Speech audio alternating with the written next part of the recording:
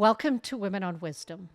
I'm your host, Sandra Boyd, and this is where real stories meet urgent truth. It's estimated that it will take nearly 124 years to close the gender gap. That's just way too long. We can no longer depend on governments, workplaces, or even women's groups to lead the change. It's up to us to have the tough conversations, challenge old stories, and reclaim our power. The time for waiting is over. The movement starts now, one woman at a time. Welcome to Women on Wisdom. In this episode, we're tackling a topic that will affect every woman, yet remains shrouded in silence and stigma. Imagine a condition that impacts 100% of women, and where 1 in 5 of those women experience symptoms so severe, they're forced to leave their jobs. Welcome to the world of menopause, the world our grandmothers and many of our mothers didn't speak about. It's the unspoken reality that many of us are just beginning to understand, including researchers and doctors. Today, we're breaking the silence with two incredibly insightful guests, Dr. Dayna Lee-Baggley, clinical psychologist and researcher, and Patricia Polischuk, COO and co-founder at TalentWise Collective. We're going to unpack the symptoms, the stigma, and the intersection of health, leadership, and psychological safety. So get ready for a conversation that could change the way you think about menopause and the way we support women in the workplace. Welcome to both of you. And as always, every conversation we have, I'm excited about, but I'm, really excited about talking about menopause and perimenopause and the good, the bad, and the ugly, and all the rest of it. But I thought I would just start to give the audience a little bit of a sense about how much this is impacting every aspect of our lives. And so based on, and just, want to throw a few things out there, based on global demographics, the research estimates that there are 1.2 billion, with a B, women around the world between the age of 45 and 55 that are impacted by menopause. Yet we know that there are, and that's this could be a whole other podcast, that there are many younger women starting as young as in their 30s, and that menopause for a lot of women, the symptoms of menopause goes well into our 60s. And so that research, when you think about it, it says 1.2 billion. This comes from the World Health Organization. It's a heck of a lot more than that. And as women are 50% of the population, there's a lot of impact financially, economic-wise, politically, in the workplace. And we're going to talk today specifically about how menopause impacts us at work. So I'd like to funnel it down a little bit, and I would love for each of you to kind of maybe share a little bit about yourself and whether it's perimenopause or menopause, what your story looks like. So maybe we'll start to Dr. Dayna. Let's start with you. Yeah, so I have been experiencing perimenopausal symptoms. And sure, I did have some hot flashes. And what's really interesting, though, about hot flashes is there's over 30 different symptoms that you can experience because of menopause and perimenopause. Wow. And so hot flashes get all the attention. And you know why? Because it's the only symptom that is unique to menopause. All the other symptoms could be happening for all kinds of other reasons. And that's why doctors, and medication focuses on hot flashes, because they know for sure that's menopause. But actually, there can be lots of other bothersome symptoms. Did you know that itchy ears are actually a symptom of menopause? I've heard that. Uh-huh. I have also, never heard that. Right. Also, heart palpitations, things like that. I had a friend who actually went for a whole heart workup and now has a pre-existing condition of that she can't get covered, when really it was actually just symptoms of menopause. And so, yes, I did have some hot flashes. I experienced that. But the other ones that I noticed more, one was some days I wanted to kill everyone. I was so angry at every single human I knew and interacted with, which is not really me, right? And that is part of what you want to kind of pay attention to is things that are different, right? Changes that have happened. So that was one. And then the other one was actually insecurity and doubt. So anxiety. So up till had gotten to a point where I was pretty comfortable with lots of things, decision making, and all of a sudden I'd be like, but wait, what about this? What about that? And actually like second guessing myself. And that was super exhausting, as anyone who experiences anxiety would know. But that was a change also that I noticed. And so I would say that those actually have been the biggest symptoms that I noticed as part of perimenopause. Wow. The itchy ear thing is crazy. Patricia.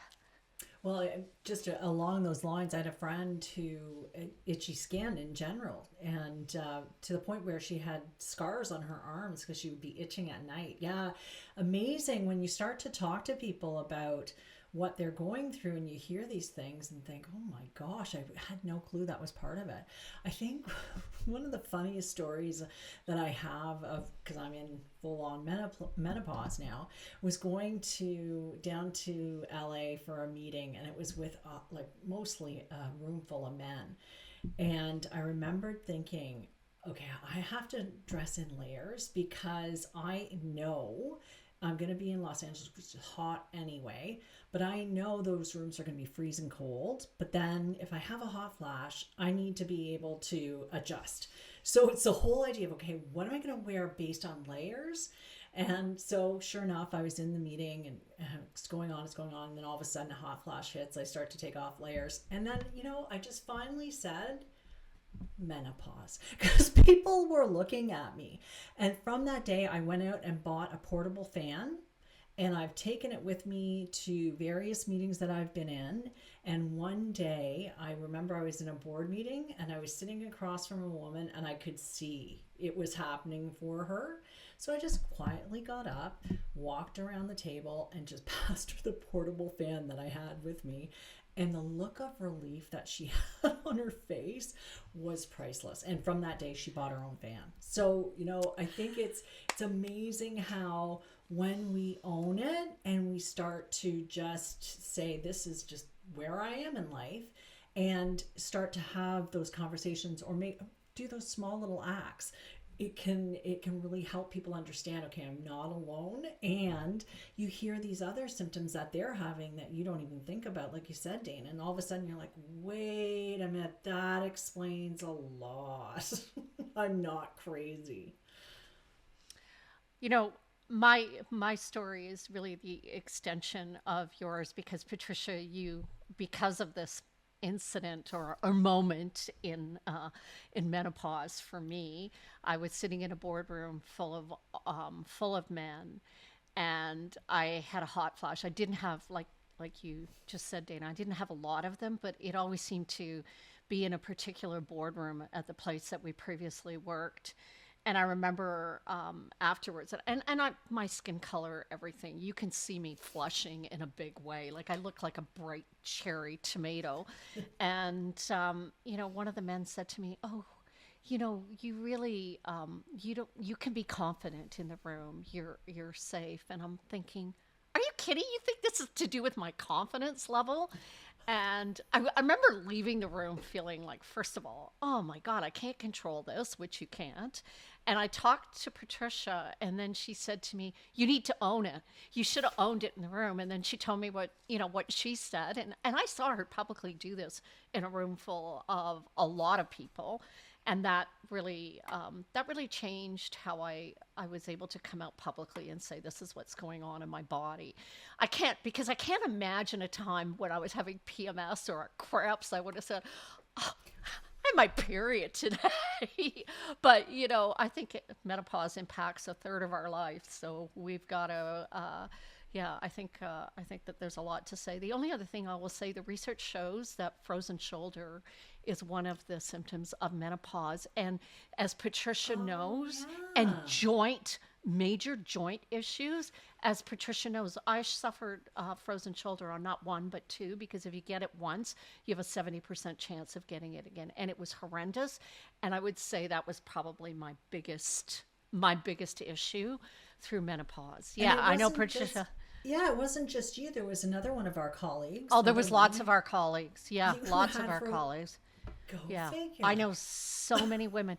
And I remember at that time, and this is going back quite a few years, doctors saying to me, yeah, frozen shoulder is something you can't solve. And it's a mostly women get it. And we think it's because they carry around, this is what one doctor told me, bags so much Right. on their shoulders. Right. That's what, and I'm talking a doctor here, told me that. They think it might be from a lifetime of carrying bags. I don't know where that came from.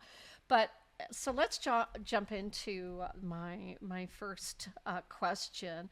The research shows that many women consider leaving their jobs due to the severity of menopause symptoms because, and I think, Dayna, you can talk, it's more than just a hot flash here and there. I mean, you talk about anxiety and all the rest. There's so many other things too.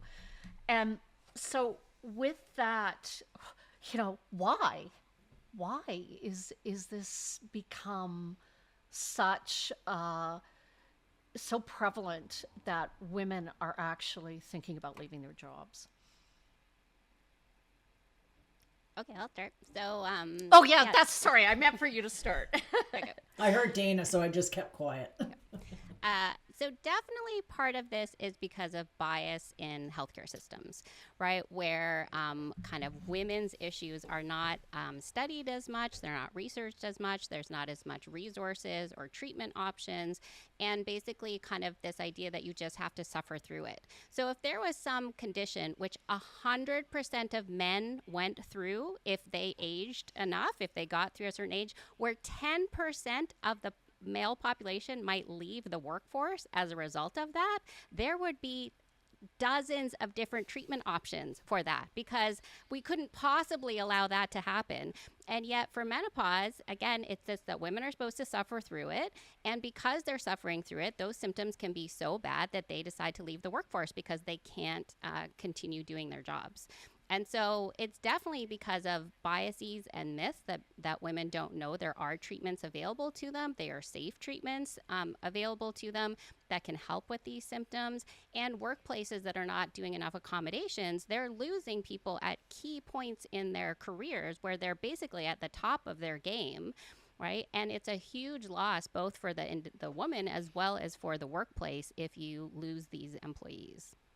Yeah, absolutely. And I think as well, when we look at when menopause hits for most of us, like for the majority of women, it coincides with other major life changes often. So, our kids are leaving home, we're, empty nesters. So there's a lot that comes together at the same time that can be anxiety producing. Changes in our body and our appearance and our confidence often is hit because of that, right? So all of a sudden you have somebody who really has a lot to say, but they're not feeling that confidence to be able to get out in front of people like they used to. That can be something that will impact somebody's desire to continue in the role that they're doing and could cause them to step back or step out of the workplace, right? So that, I think there's this kind of perfect storm that happens for someone at a certain age that's causing them to say, I just don't think I can do this anymore. Yet if they had the support, like you said, Dayna, and the conversations were just normal in the workplace around mental health, well-being, and menopause, I think there could be a lot of really amazing things that are happening because women are saying, no, I feel comfortable, I feel confident, I can make a difference. I still have it. Yes, and because because men go out and get they may react to aging in a different way. I feel that we don't really take into account. I think it's I saw Mel Robbins interviewing Dr. Claire. I think her last name is Haver. Anyways, she is foremost expert in the world in regards to menopause. And she has actually talked about this being almost a neurodiverse situation, and we have to start treating it. We have to start treating it that way. I believe it because it is different, right? Our brains do work differently, and where we could depend on certain types of recall, we have to be able to retrain our brains, I think, to work through the fog that we often get as well. I hate that brain fog, and it does erode on your confidence. But as someone, Dayna does a lot of work around psychological safety. This must really be a huge impact on women. Would you, care to share some of your thoughts on that? Yeah, of course. And we know that there's a huge impact on workplaces, on women. And really, workplaces can take the approach of, again, how you support people with chronic disease, how you support people who are neurodiverse, right? How you make it a welcoming and inclusive environment for people, how you create psych safety. And there are a lot of things that workplaces can do that can make it easier for women as they're experiencing these symptoms, right? So accommodations is a big one. That includes things like flexible work schedules, being able to, if you can't make it in that day, right, having that flexibility.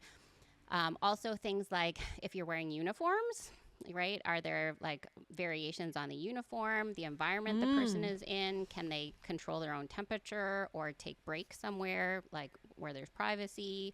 Right. So those kinds of things. And then what kind of benefits do they offer as well? Because there's a number of resources that you can use, including things like therapy and stuff like that, that actually do help cope with the symptoms of menopause, as well as what kind of, coverage there is for medical treatments available for menopause as well. And so you want to embed that in sort of your wellness strategy. You want to embed that as part of how you're making it a welcoming place for everybody.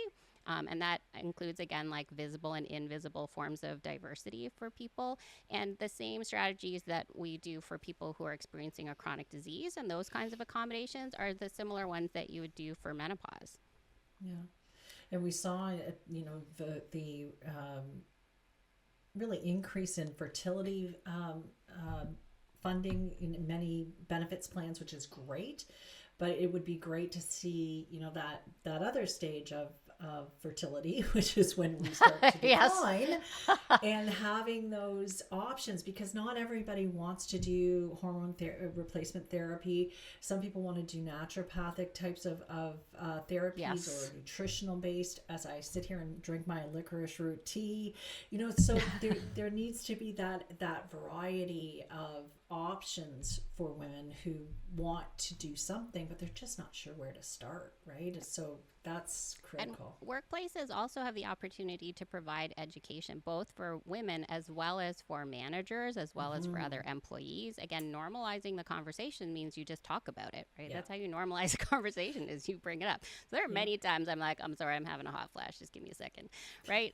Because that normalizes it for other people. But workplaces can provide education about, for some women who don't know, who don't realize how many symptoms they might be, or that's what's happening to them, right? And as well provide support groups. So workplaces also often provide support groups, again, for women going through menopause, so that, again, they have other people to talk to and normalize that experience. You want to make it a workplace issue, not a woman's issue, right? You want to make sure that men understand this as well, because, again, this is like a natural process. There's nothing like dysfunctional, right, in experiencing menopause, and 100% of women will go through it if you live long enough. And so this is something like everyone needs to have some understanding about. Yeah, absolutely. But it is such a taboo topic, even as we get better talking about all of the other things that we put on the table, and fertility. And I was also reading in the same article that if you were to go to the medical database, it gives you all of the research and answers that and you were to look up fertility or pregnancy, you would get millions of articles and research papers. If you put in menopause, you'll only get 90,000. And so obviously there's been some changes, but I'm skeptical, because when I think about the men that I've worked with, it's a very difficult conversation to have. So the idea of education, but I wonder how many men would actually show up to the training session of menopause. Well, you know what? If any man, partner, spouse, if they're dealing with it at home, I am guaranteeing you they will show up because they don't know what to do. And again, you make this part of your wellness strategy, right? Yeah. So like Yes. it's part of like an overall education about all kinds of things, including other kind of things that have been taboo about mental health things and stuff like Yeah. that, right?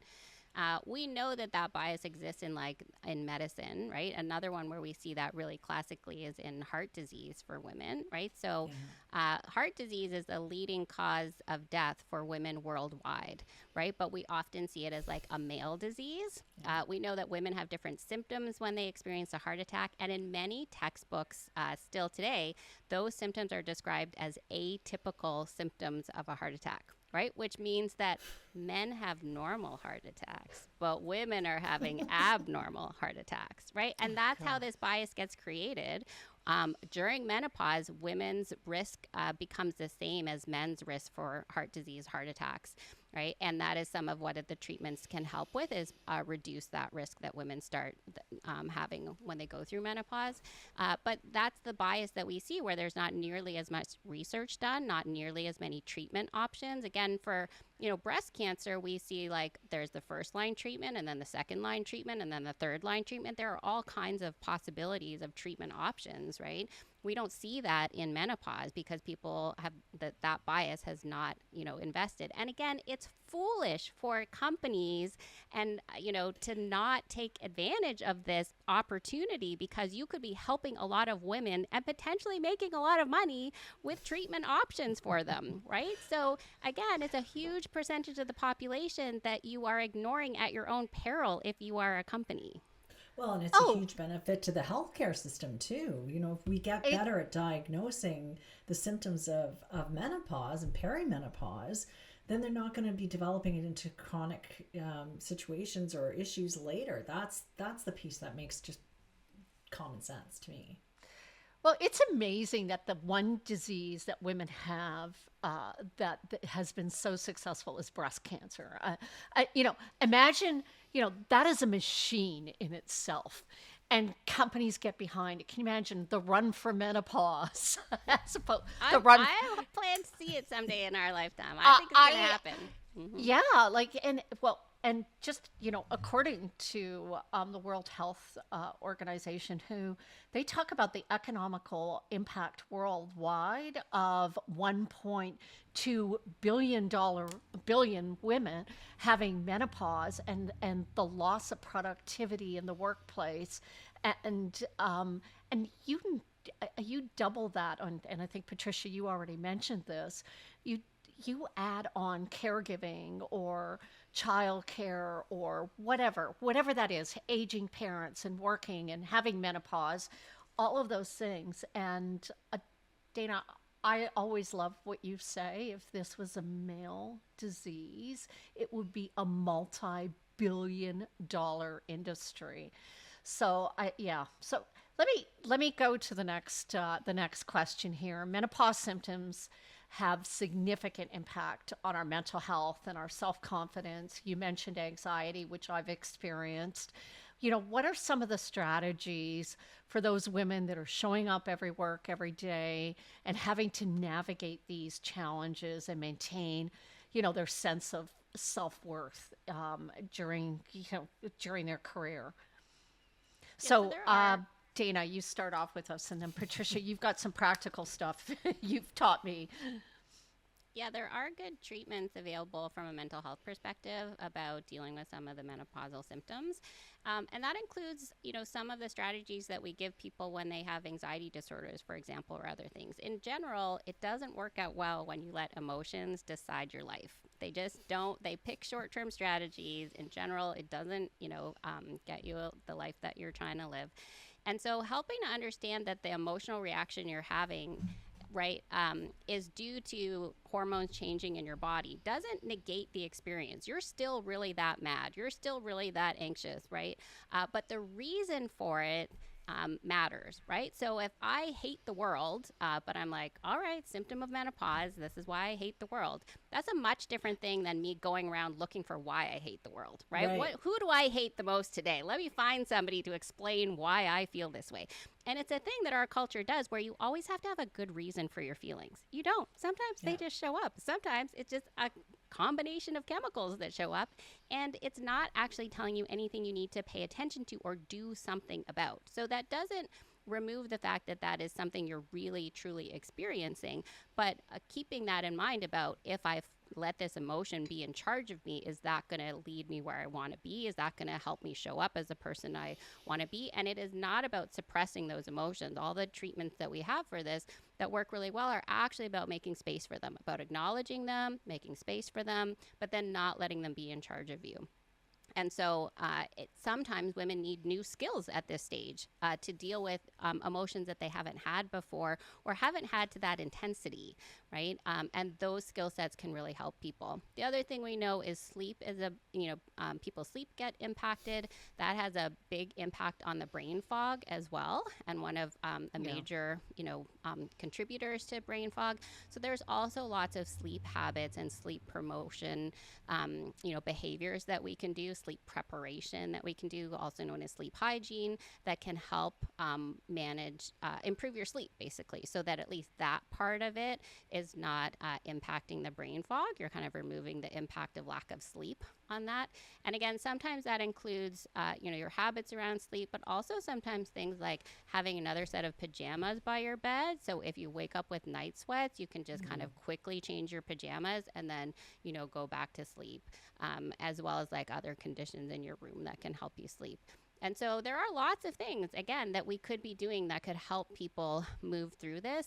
And then again, we also want workplaces. We want women to be able to advocate for themselves, but we also want workplaces to not put all the burden on women, right? Not put all the burden on the person who's experiencing the difficulty, and for workplaces to step up as well and to make accommodations available and possible. Those often, help people become more reliable when they're experiencing these kinds of health conditions, whether that's menopause or other chronic diseases, that allows them to stay engaged in the workforce.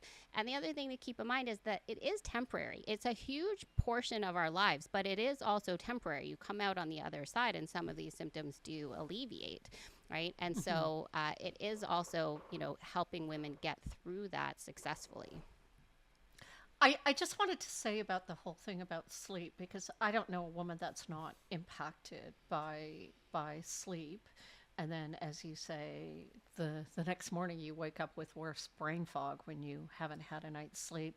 One of my friends told me that as a salesperson, she finally went to her boss, who, by the way, was also a woman who'd experienced menopause, to say, I don't sleep at night, but I go to sleep around 4 a.m. And if you let me start at 10, I promise you that my production, I'll work till 6 or 7 o'clock at night.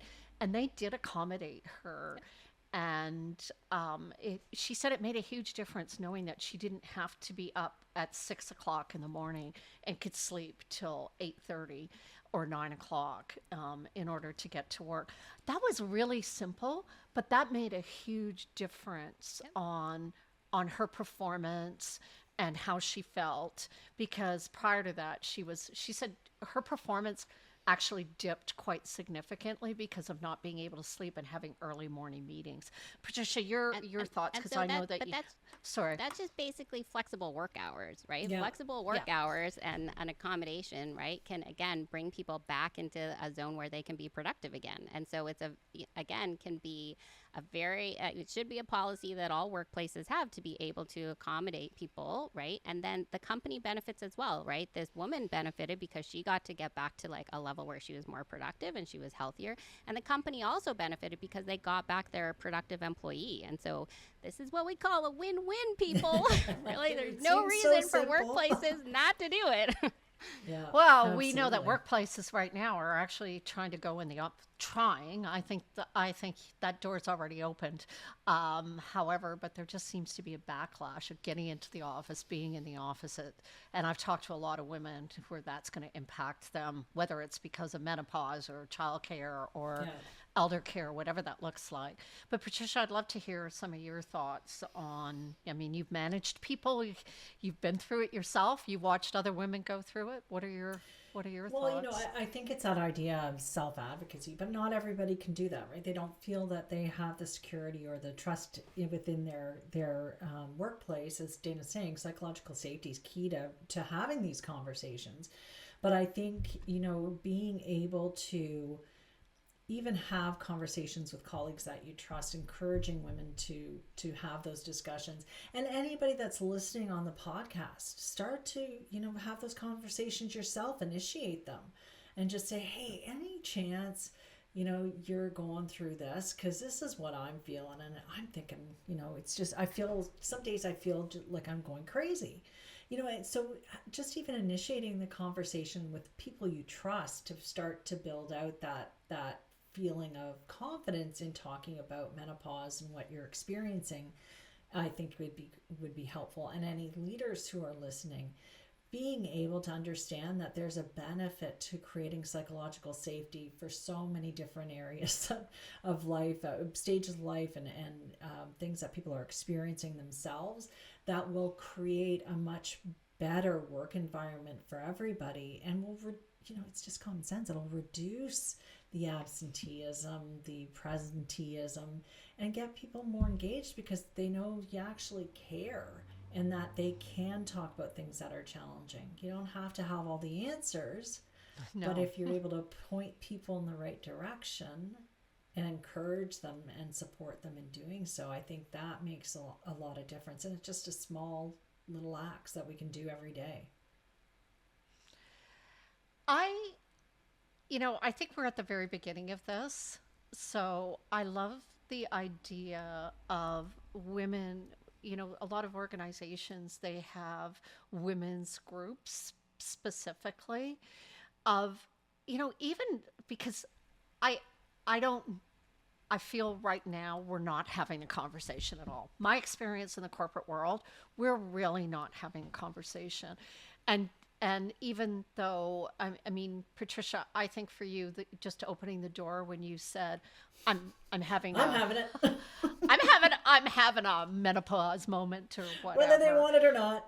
whether they wanted it or not. There were some men who just laughed because, yes, I understand my wife's going through it, but to actually have that conversation, because, you know, there are days where you can't think, to have that conversation. If you can't have it for everybody, let's start having it in women's circles. Let's start talking about it Yep. openly amongst women so that when they're in the boardroom, like you did, we can start supporting each other. And the other thing that I would say that is really, really important is, and I've mentioned this before because I've done it, is that when we see another woman struggling, and we pretty much know that, you know, we always say, oh, she's hormonal or she's bitchy. Let's all stop doing that as women. Let's not do that anymore. How can I support you? And maybe it's I understand what you're going through look, because women tend to communicate just by looking at each other, and they know the difference between support and not support. Or it's to walk around the table and say, I had a woman, we were out for lunch after you left, Patricia, I was having a hot flash, and our accountant gave me a fan. She said, take this with you. I, you know, Yeah. like that was, she goes, I could see you're having, you know, you're having a hot flash. So I believe in the corporate world has to really start repositioning. Well, you know, Patricia. Sandra, it's so funny because when I think about my mom's generation, she Oh my God. got pregnant in, so my brothers are much older than I am, but she was pregnant in the late 50s and she was working. She actually had to leave her job because she was pregnant. Oh my Right? God. Like, we don't want to see a pregnant person in the workplace. So, you know, we've come a long way. I think this is the next hurdle, right? We're gotten the corporate world to accept that women have babies and that their bodies change and they'll be in the workplace looking different. So as our mission now is to help this next generation, our generation, to get to Yeah. that point where, hey, we can be in the workplace and have menopause. and our bodies are going to change, and it's okay. It's okay. Yeah. Go ahead, And Dayna. Sorry. The Menopause Foundation of Canada actually has quite a number of resources. They have a campaign, Menopause Works Here, where companies can sign up. And so that's Oh, what I we love did, that. like in our small business, was that we signed up to the campaign and sent out a message to our small team, but nonetheless, right, saying like, hey, we understand that this is a thing and we accommodate when this is necessary. Let's talk Oh, I about love it, that. bring it up.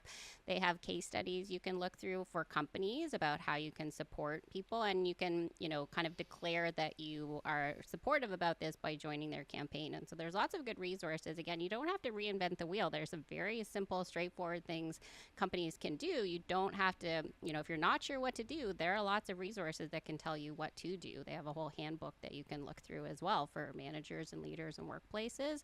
And so this is like one of those very solvable things, right? This is like something that this should be low-hanging fruit, because we really can do a lot of easy things that can make a dramatic impact and improvement for women as they're going through this. And so, it's really, again, to a company's, detriment to not be thinking about these things. That's great, Dayna. I love that. And we're talking a lot about what companies can do. And I think it's really important that organizations are more involved in having open communication, flexibility, and work, going to work and when you start, when you finish, but also flexibility in benefits for women, because we all solve this problem in different ways. I mean, one of the great things for me was meditation. And, I tried a couple of alternative treatments that were very helpful as well. But, your company's not going to pay for that. So I think those flexible strategies also help. But menopause can turn around and kick us in the ass. We're not expecting it, or the perimenopause phase into the menopause phase. So what is it that we can do to navigate it, to prepare for it, to recognize it? And Dayna, I'm gonna start with you from your more clinical experience, and then Patricia, maybe you could weigh in from your own personal and other women. You've worked with a lot of women over the years experience. So Dayna, let's start with you. Yeah, so you want to do what we're doing right now, which is talk about it, right? You want to talk Yeah. about it, and you want to talk about it repeatedly out loud to lots of people. This helps raise awareness. It helps normalize the conversation. Again, it helps women become empowered because they can learn about it themselves and they can advocate for themselves. We don't want it all to be the responsibility of, the individual experiencing it either. And so again, No. the more you talk about it, then workplaces can also take responsibility. But that's the biggest thing, is that there's just a lot of myths, and people don't talk about it. And so then you never get the opportunity to educate yourself, to find treatment options, whatever those might look like, including things like changing your sleep habits, right? So there's a lot of things that we can do. We should be doing a lot more research in treatment options and things that women can do to get through this phase. But the more you talk about it, the more you normalize it, and that then gives women the opportunity to learn more about it, and to then have options about what to do. I really liked one of the things that I'm taking away from this conversation, Dayna, is when you said sometimes you don't have to have a reason why you're going crazy. You're just, your hormones are going crazy, your body's, and I think if I was to say anything to anybody, I would say, allow yourself those moments. They do happen, and it has nothing to do with, my poor mother, or the situation. It's just that it's overwhelming, and it's happening in the moment. So Well, and we really want to target those moments where women go, am I going crazy? Like, Yeah. that is something we do not want women to have to experience, right? Yeah. We want them to be like, what is happening? Oh, maybe it's menopause. Oh, maybe I can talk to my Exactly. doctor, or maybe I can talk to my boss at work, right? Because that's when it gets really crappy, right? Is not only am I experiencing all these things, but I'm also going crazy. Like, Yeah. that really sucks, right? Like, what is wrong with me? And so when you get clarity about this is like the consequence consequence of those hormones changing in your body. And look how common it is, right? Look how many other people experiencing these exact same symptoms going through this phase. That tells you it's not you going crazy. This is what happens when those hormones change, right? And so to take that piece away, that you don't have to then be worried that you're also going crazy, makes it so much more manageable. Yeah, and Dayna, you're so right. You know, our brain will look for the validation, right? Okay, I'm not feeling confident because, you know, people think of this, that. So we go down this vortex of self-loathing because we've got this chemical imbalance. Our hormones are out of whack, and we don't even think it could be that. And you're right, having those conversations where somebody else can say, I think I know what you're going through. So yeah, that is critical. And I think putting the mask on ourselves first, right? Because we're so busy worrying about everybody else, trying to make sure everybody else is okay, that we don't take the time to stop and pause and say, I need to be the main priority right now so that I can be better for everybody else at work, at home, with our relationships. And I think allowing ourselves that freedom to say, I got to stop and take care of myself first, and really look at what are the things I can be doing now, because all these resources are out there available to me. Yeah, it feels like there's a lot of maintenance that has to happen as I age. Oh. Like stuff, you know, just a lot of investment in just being able to keep going to the gym and like physio and like, you know, all these treatments and massages just to like keep things. So one of my friends said, you know, it never seems to get easier. Like I don't seem to be getting better at the gym. I'm like, I think at this point we're just trying to keep it from falling apart. Well, but that's like the a other valuable thing. And that's the thing though, Dayna, right? Like if we don't work out properly, then we're doing ourselves damage. The cortisol levels we don't want, because that puts us at a whack. Like, so it's just understanding so that when we are taking care of ourselves, we're doing it the right way. Yep. And the only way you get there is talking about it, right? Exactly. The only way you get there is lots of people talking about it. And so, that's, you know, and so you can talk about that with like your neighbor, right? Yeah.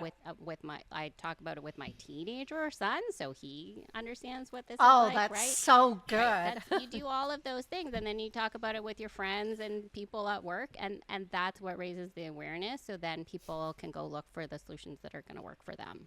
So Yes. we don't, like, the last thing that people should be doing is just suffering through it, right? Exactly. That should not be what people are doing, is just sucking it up and suffering through it. That's a crime. That's a tragedy. Well, and it doesn't work, right? People leave the workplace, they start to, you know, their productivity goes, like we see the results, like we started out with in the conversation. Absolutely. You know, as I listen to all this, I'm going, oh my God, no wonder I was such a freaking mess and still am. But I'll tell you a story, and I'm going to mention her name because I always remember this was years ago. Somebody that we worked with, Ann Miller, and I love Ann Miller. You're out there. If you ever listen to this, I remember, you know, saying in a meeting, and I was much younger, it was perimenopause. I was saying, like, I feel really weird. And I was explaining something, and her and the other colleague looked at me and said, oh, darling, that's probably perimenopause that you're going through. And I said, I guess I'm going to have to give up my wine. She goes, oh, no, darling, that's what gets you through menopause. And I always remember laughing, and I always laugh at this because I know research shows different things. But, you know, I got a lot of advice from older women over the years.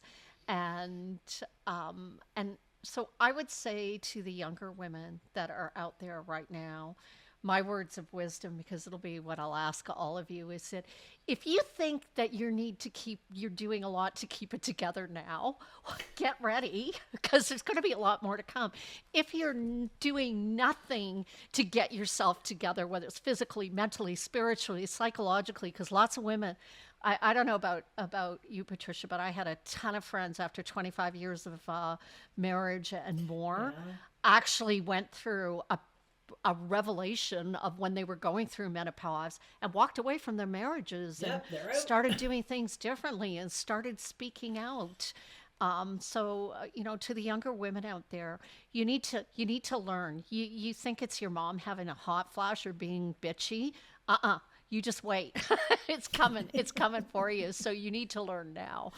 There's, do you remember women on women's bodies, women's wisdom?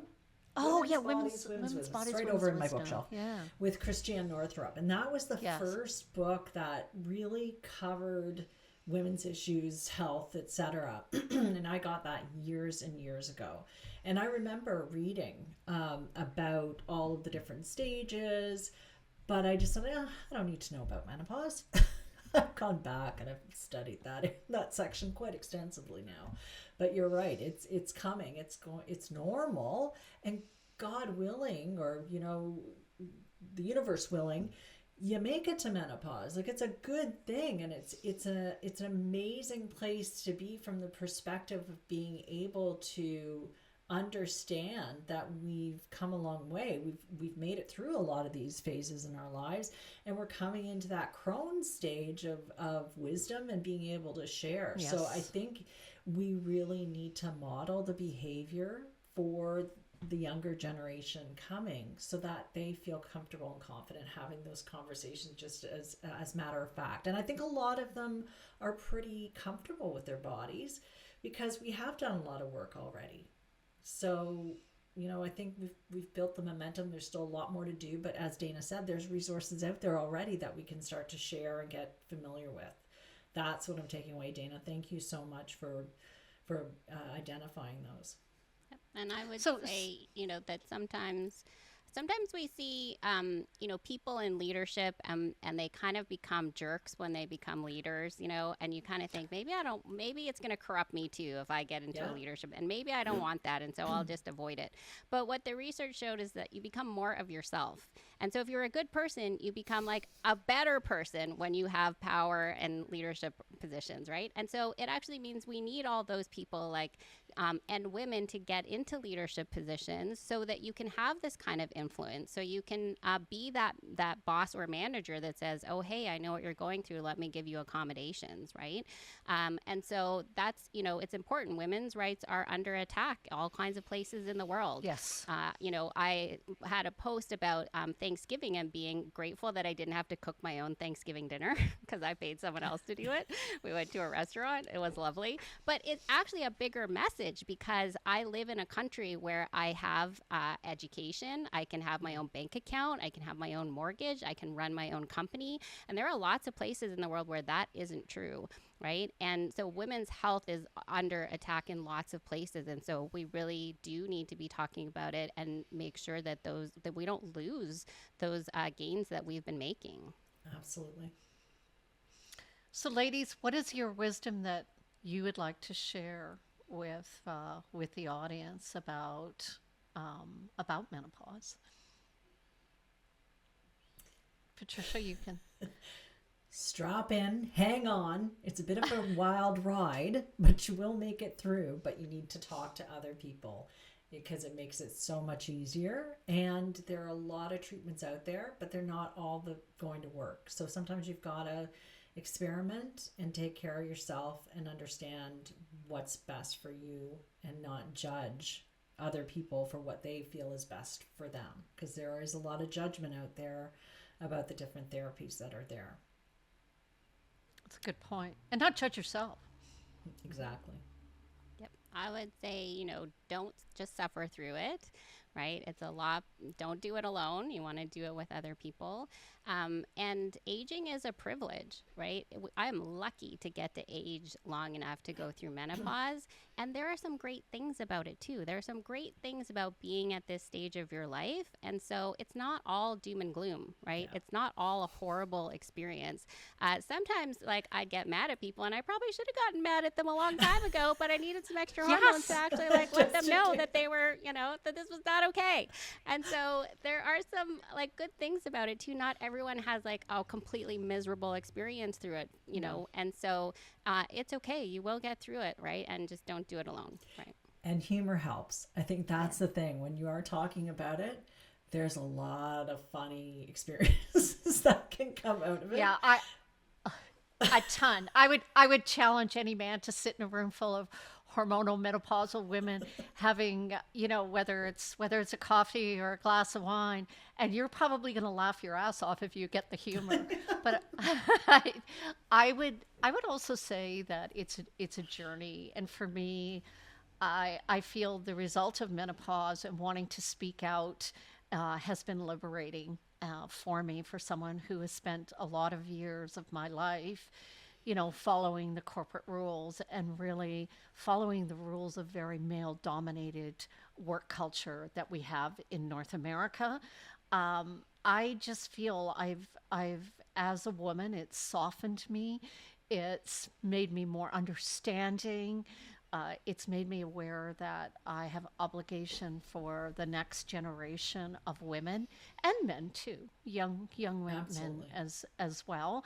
And Dayna, you just gave an example of teaching your son, which I think is amazing. So to both of you, thank you so much for this conversation. We're also going to have another coming up soon in one of our other podcasts, conversation with a medical person, and what are some of the treatments that are happening that are new out there, and some of those alternative treatments as well that you talk about, because I do feel for myself some of those alternative treatments were actually what worked and helped me. But thank you both. We know menopause is a time to get things in your life straightened out and free yourself of some of those, those bonds. And I loved having this conversation. I always love having it. And so ladies, thank you. Thank you. Thanks so much.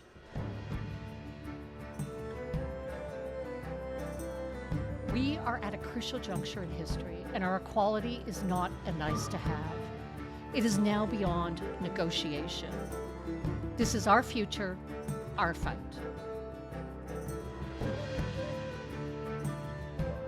This episode of Women on Wisdom is sponsored by TalentWise Collective, a global talent development company that curates solutions for your organization's needs and culture. Please note that the opinions and comments of the guests or hosts may not align with TalentWise Collective. If you are interested in having Sandra speak at an event, or wish to reach out for any other inquiries, you can connect through our email at connecttwc@talentwisecollective.com. That is, connecttwc@talentwisecollective.com. Thank you.